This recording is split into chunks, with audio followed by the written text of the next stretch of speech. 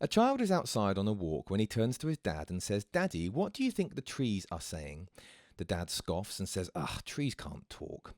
They carry on walking a bit and the child says, "Daddy, what do you think the river wants?"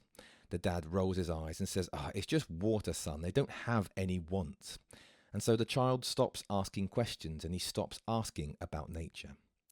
In this week's mini philosophy interview, I spoke with the best-selling nature writer Robert Macfarlane about his new book, Is a River Alive? And for Macfarlane, this kind of instrumentalist viewpoint is both sad and deeply problematic.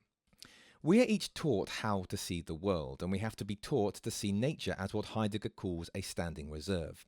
This is where nature is seen as a resource to be mined, and rivers are little more than watery servants to use. Of course, rivers can be both useful and inherently valuable, but the problem that Macfarlane points out is that we see them in a one-dimensional way. We do not see them as a life force, but only as a resource to be mined. Children have no problem seeing nature as animated, and it makes perfect sense to a child that a tree can talk, the wind has desire, and that a river has moods. But the modern age buries and destroys this way of thinking. Almost everybody has a relationship with nature, and we need to return to a language which talks about this relationship. So, as Macfarlane asked me, I will ask you, who are the rivers that have flowed through your life?